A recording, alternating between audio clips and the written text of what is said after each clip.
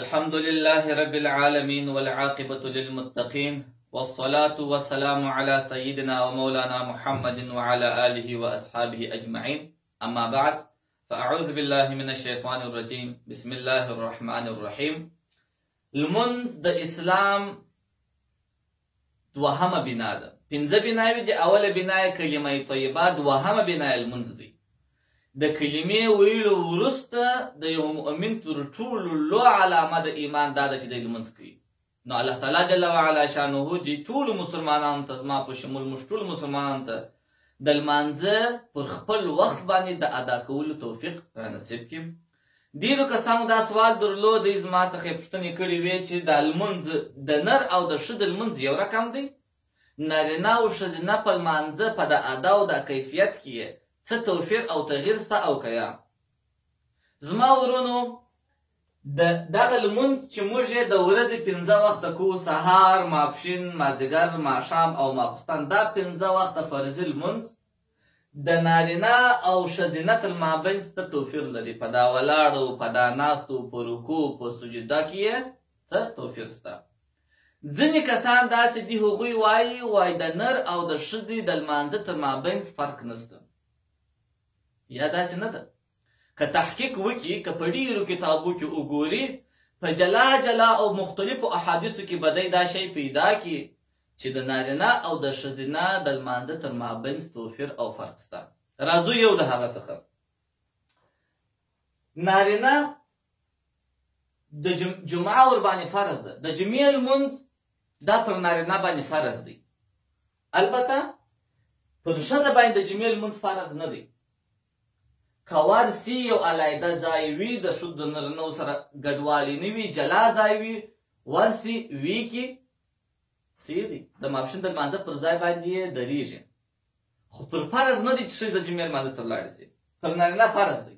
دوهم پاتې کې جنازه، دا د جنازې لمونځ چې څوک مسلمان مړ سي، مسلمان مړي ته چې د جنازې لمونځ ورکول کېږي، دا پر نارینهو باندې فرض کفایي دی. فرض کفایي دا معنی که یو څو کسانو یو مسلمان ته د جنازې لمونځ ورکړي، د ټولو هغه علاقې د مسلمانانو غاړې خلاصېږي.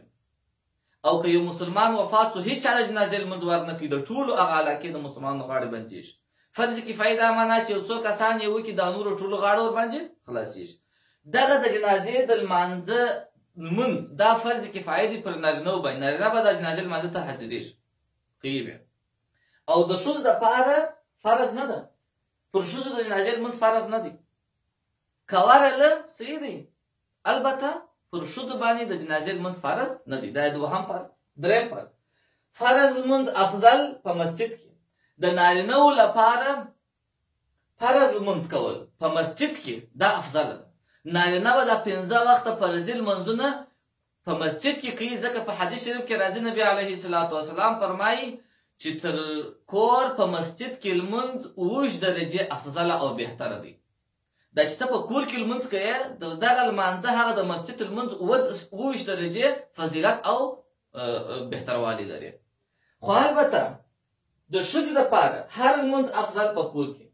د ښځو لپاره هر کور، که فرض لمونځ کوي، که سنت لمونځ کوي، که نفل لمونځ کوي، ټول لمونځونه د ښځې لپاره تر مسجد په کور کې بهتره دي. او د کور کې لا بیا اتباع سته. په یو روایت کې راځي په کور کې د کور تر نسې هغه خونه چې پټه خونه ده، په هغه خونه کې لمونځ افضل او بهتر دی. دا بل فرق. بل فرق دی، فرض لمونځونه واجب دي په جماعت سره. د نارینهو لپاره دا د سهار و ماپښین و مازدیګر و ماښام و ماخوستن دا پنځه فرضي لمونځونه دوی په جماعت سره باید وکړي. دغه فرضي لمونځ په جماعت سره ادا کول چې امام به در مخه کېږي، دی به شاته پسې ولاړ په جماعت، دا به جلا واجب دی. د نارینهو لپاره د جمعت لمونځ واجب دی چې کوي به. البته فرض لمونځونه جایز دي په جماعت. د ښځو دپاره دا د ښځو دپاره د ښځو لپاره فرضي لمونځونه په جماعت سره کول جایز دي. امام مالک، حسن بصري او ځینې نور علما وایي چې یا د ښځو لپاره د جماعت کول مکروه دي. څنګه؟ یو ښځه در مخه کې ښځه جماعت ورکوي نورو ښځو ته، یو ښځه د نورو ښځو امامت کولی شي که نشي کولی؟ و جایز دی. که څوم ځینې علما یې مکروه ګڼي، امام مالک رحمت الله علیه مکروه ګڼي، حسن بصري رحمت الله علیه مکروه ګڼي، خو د جمهور علماو په نیز باندې جایز دی. ښځه کولی سي چې نورو ښځو ته امامت ورکړي، خو ښځه نارینهو ته امامت نشي ورکولی. که ښځې په خپل مابینځ کې ښځې یوه ښځه امامه وګرځي، و دا جایز دی، مګر و دا ښځه به د نورو مخکې نه درېږي، د دوی سره په مابینځ کې به درېږي، لکه تا سره په جوړي. عایشې رضی الله تعالی عنها و ښځو ته جماعت ورکړي، نو په مابینځ کې ودرېده، دا نور ښځې پر بغلو سره ولاړې وې. البته نارینه چې جماعت کوي، امام به مخکې وي، مقتدیان بیا شاته وي. که څنګ په څنګ سره ولاړې، دا امامت د ده د نفت اقتدا په د امام سي باندې نه کېږي، امام به خامخا د تر مخ وي. نو دا بل فرق سو.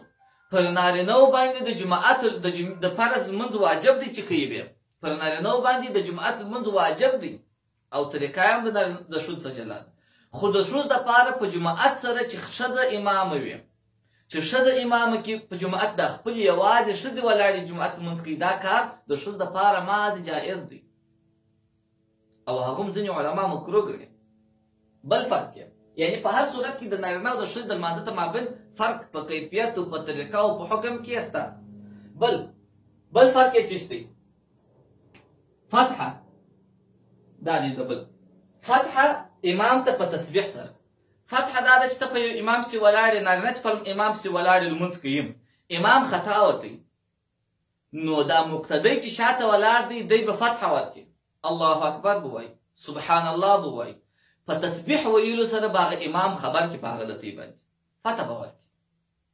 او ښځې به ته چم کوي، ښځې که چیرې په امام پسې ولاړې وې په دوام درېیم صف کې او امام پسې لمونځ کوي، هغه امام خطا وتی، ښځه به په چی سره دغه ورکوي؟ فتحه ورکوي، په تسبیح سره. په تسبیح سره بیا نور کوي. ځکه نبی علیه السلام فرمای التسبیح للرجال والتصفیق للنساء. نارینه به په تسبیح او په الله اکبر او په سبحان الله ویلو سره امام ته فتح ورکوي، خو ښځې به په تسبیح په تاسو امام په دې پوه شي چې ما سره یو سهوه شوې ده، یا زه باید ولاړ سم، یا باید زه کښېنم، یا ما رکعت به لابد کې هغه فتح به ورکول. دا بل فرق. بل فرق دا دی چې بل فرق په لږ سر لمونځ جایز دی. د نارینه لپاره د سر پټول په لمانځه کې شرط، رکن او واجب نه دی. که چیرې یو نارینه په لږ سر لمونځ وکړي، دا لږ سر لمونځ کول جایز دی. دا جلا خبره ده چې دی به دا عادت نه جوړوي، یا داسې دی چې د کالي له وجې کهالی د لاسه نه کېږي چې رخصینه پر سر کې، دا کار بیا مکروه دی. که چیرې په قصد د ټمبلۍ په خاطر، د کهالۍ په خاطر باندې یې سر نه پټوي، بیا د لمونځ مکروه کېږي. او که چیرې دغسې وي، یو وخت داسې پېښ شول په لږ سره لمونځ وکړي، او یا دا رقم و چې رخصینه نه وه، او یا داسې و چې د عاجزۍ په خاطر یې لږ سره لمونځ وکړي، د کهالت په خاطر یې دا کار نه یې کړي، خو په لږ سره لمونځ وکړي، دا لږ سره لمونځ د نارینه لپاره جایز دی. خو ښځې دپاره په لږ سره لمونځ د ښځې دپاره نه دی جایز، ځکه د ښځې ویښتان دا هم عورت دي. که دا مخ بدونې مخ یې مازې په لمانځه کې ښکاروي، که غاړه و، څټ و، ویښتان و، دغه لاسونه دا ځایونه بازوګان معلومېدله، نو د دې لمونځ بیا د سره صحیح کېږي نه. دا بل فرق. بل فرق یې دا دی چې سجده به جګه کوي. نارینه چې سجده کوي، دا بازوګان به د بغلو څخه لرې او دا ځایونه به په مځکه ایښي نه وي، دا به داسې مځکې څخه لوړ وي، داسې خلاص جګ نس، او دا ورنونه به یې سره جلا وي، ورنونه او دا پنډۍ به یې سره جلا وي، داسې جګ خلاص داسې به سجده کوي د نارینه لپاره. او ښځه به څنګه سجده کوي؟ ښځه به داسې سر مښتې، لاسونه به یې د بغلو سره، نس به یې د ورنو سره، او پنډۍ به یې د ورنو سره داسې سره مښتې.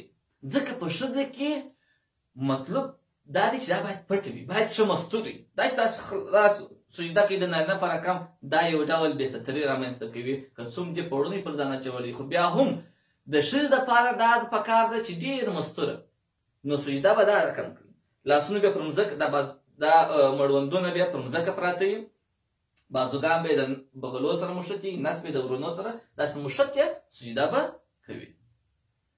او نارینه به داسې خلاص سجده کوي. دا بل فرق سو. رکوع هم دغه رقم ده. په رکوع کې څه فرق دی؟ نارینه چې رکوع کوي سر اوږې ملا دا به برابروي. داسې رکوع به کوي چې لاسونه یې زنګونو ته ورسېدل، دا زنګونونه به داسې نیسي، دا ګوتې به داسې خلاصې کړي، زنګونونه به ونیسي، سر و ملا به یې داسې سره برابر وي. دا رقم سر ملا سر اوږې ملا دا به یو رقم وي داسې. خو د ښځو دپاره په رکوع کې د سر او د اوږو د ملا برابرول ضروري نه دي. ښځې به داسې رکوع کوي چې مازې لاسونه و زنګنو ته ورسېږي، مازې لاسونه زنګنو ته ورسېږي داسې. نور د سر د اوږو د ملا برابرول د دې دپاره په رکوع کې دا نه دي پکار. دا بل فرق شو. په یو شی بل به وي چې دا رکوع کوي، چې رکوع کوي، زه دا طریقه درته وښیم چې رکوع کوي دا زنګنو ته لاسونه د ښځې ورسېدله، وایي زنګنونه چې لږ څه کت کړي، زنګنونه چې لږ څه کت ورکړي داسې چې ښه مستوره شي داسې. نارینه به داسې رکوع کوي چې پښې به یې جګې ولاړې وي، ملا به یې دا رقم سیده وي او دا په لاسو به یې زنګونان نیولي. خو ښځه به څه چم کوي؟ ښځه به مازې دونې رکوع کوي چې لاسونه یې زنګنو ته ورسېږي، د ملا سیده کول ضروري دي او زنګنونه به لږ څه کت کړي. ګوتې به داسې کړي ښځه به ګوتې داسې کړي، نارینه به ګوتې داسې کوي، ښځه به ګوتې داسې کوي. دا د رکوع کولو طریقه شول، فرق یې دی. او د هغه رنګه لنډ لستوڼي دا جایز دي د نارینه دپاره. یو داسې دی چې نارینه لمونځ کوي داسې په لمانځه داسې ولاړ لستوڼي غټ دي خو رالګړلي داسې. دا کار چې دی وایي په لمانځه کې یو بې ادبي ده.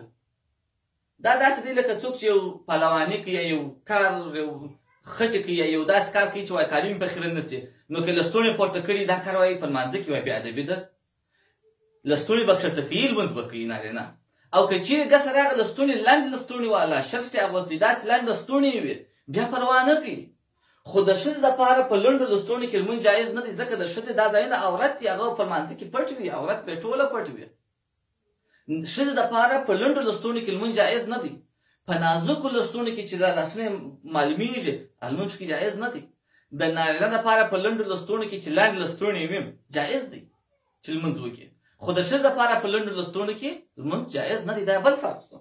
د هغه رنګه فرق دی پایڅې پورته کول واجب دي. د نارینه دپاره په عمومي اوقاتو کې که لمونځ وي که بېله لمونځ وي پایڅې باید تر بجلوکو لوړې وي. که چیرې پتلون اغوښتی هغه پتلون هم تر کالو لاندې، موږ په دا ژمي کې پتلونان اغوندو، هغه دغه کوبرزوګان اغوندو تر پایجامې لاندې، هغه به هم باید تر بجلوکو کښته نه وي، هغه باید تر بجلوکو لوړ وي. او دغه رنګه پرتوګ لونګ پتلون هر شی چې دا باید تر بجلوکو کښته نه وي. دا ګناه کبیره ده. نبي علیه الصلاة والسلام څخه منع فرمایلې ده. او خصوصا په لمانځه کې که د نارینه پایڅې تر بجلوکو کښته وي نو په یو روایت کې راځي نبي علیه الصلاة والسلام فرمایي دا کس لمونځ نه صحیح کېږي. د لمانځه سره هم تعلق لري. ځینې شیان داسې وي چې ناروا وي، که د لمانځه د باندې هم ناروا وي، په لمانځه کې هم ناروا وي. خو ځینې بیا داسې ناروا شیان شته د لمانځه بې له لمانځه ناروا وي، خو په لمانځه کې نارواوالي ډېرېږي. اوس سره زر دی، سره زر د نارینه دپاره استعمال ناروا دی. انګشتري په ګوته ده، د سرو زرو انګشتري، د سرو زرو یو لاکټ یو شی دی، د نارینه دپاره د سرو زرو استعمال ناروا دی. په لمانځه کې هم هېڅ فرق نشته. که لمونځ کې بې له لمونځ دا سره زر د نارینه دپاره ناروا دی. که د سرو زرو انګشتري نارینه په ګوته وه لمانځه ته یې نقصان نه رسېږي. خو د پایڅو کښتوالی بیا داسې ناروا کار دی که د لمانځه څخه مخکې بې له لمانځه د پایڅې کښته وي هم ناروا دی. که د په لمانځه کې پایڅې کښته وي ګسه راځي لمانځه ته نقصان رسېږي، لمونځ یې نه صحیح کېږي. او ښځه چې شوله د ښځې دپاره پایڅې پورته کول بیا نه دي پکار. ښځې پایڅې باید تر بجلوکو کښته وي، په لمانځه کې هم بې له لمانځه هم. خو په لمانځه کې بیا ډېره مهمه ده د ښځې دپاره چې پایڅې تر بجلوکو کښته وي. د هغه رنګه نارینه چې کله تکبیر تحریمه وایي نیت تړي، لاسونه به قبلې ته مخامخ وي، داسې نارینه به تر غوږو پورې لاسونه پورته کوي. چې لاسونه یې پورته کړ د دې معنا دا ده چې یا الهي زه ستا ټولو احکامو ته تسلیم یم، ستا سرکشي نه کوم. تسلیمي معنا لري په ټول دنیا کې دا معنا تسلیم. زه د الله و احکامو ته تسلیم یم. بره به وایي الله اکبر. خو ښځې به لاسونه تر اوږو پورې پورته کړي. تر دونې پورته کول داسې یو څه د ښځو دپاره دا پکار چې په سطر کې وي. ښځې به لاسونه تر اوږو پورې پورته کړي، دا د ګوتې څونه ملته وي. د دې معنا نیت به هم داسې وي چې اراده به یې دا وي چې دا د تسلیمۍ معنا ده، چې زه تسلیم یم، د الله ټولو احکامو ته تسلیم یم. الله اکبر.